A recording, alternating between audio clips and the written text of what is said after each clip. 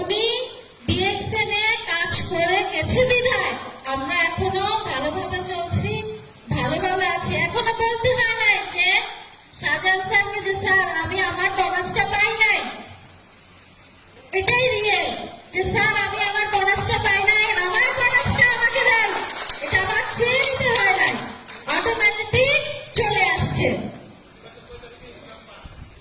7 তারিখ প্রতি মাসের 7 তারিখে আমি ইনকাম চলে আসে এবং আসার হালদার ভাইকে বলতে হয় না যে ভাইয়া আমার বোনাসটা পাই নাই আমাকে দিতে হবে, আমার ঘুরতে হয় না কেউ কাছে যে বা চেতে হয় না যে আমাকে দিতে হবে, আমার কত সেল হয়েছে কি সেটাও আমি জানি না, অটোমেটিক ভাবে চলে আসে।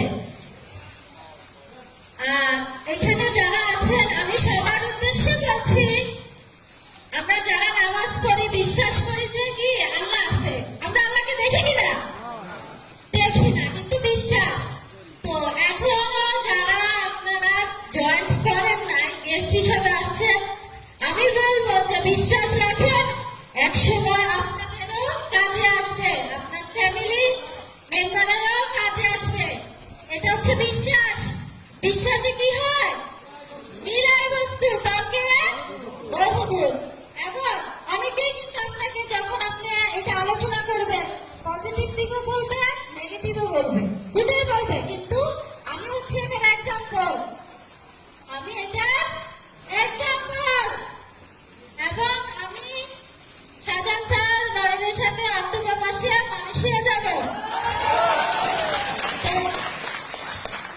একেবারে আমাদের সাথে ডিএক্সএল এর 30 বছর বর্ষপূর্তিতে উনি ফ্রি কোয়ালিফাই হইতে ডিএক্সএল এর কাজ উনি করে নাই, করছে কে? অনলি 2 বছর কাজ করে মারা গেছে। 2টা বছর 2019-20 2020-21 2 বছর 2.5 বছর ডিএক্সএল করে উনি ক্যান্সার ছিল ওনার, মারা গেছে বছর।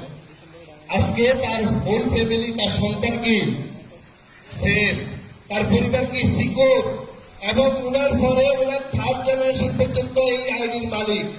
আচ্ছা বলেন তো, আজকে যিনি উপস্থাপক আলমার আসানাইবা ইসমাইল নাই, তারা কি ব্যবসা ছেড়ে দিবে? ছেড়ে দিবে? ইনকাম তার পরিবার একটা বোনাস প্রতি মাসে পাইতেছে। আমরা কুমিল্লাতে গিয়ে